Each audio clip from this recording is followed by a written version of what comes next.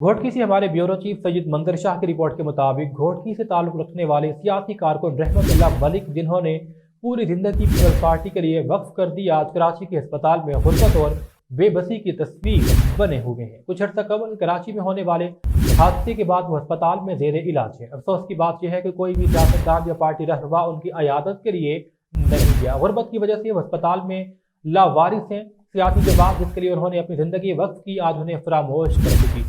घोटकी के बड़े सियासतदान जो ज़ाती मफादात के लिए हमेशा सरगर्म रहे, इस सियासी कारकुन की मदद या इसके हालात का हाल जानने के लिए वक्त नहीं निकाल सके।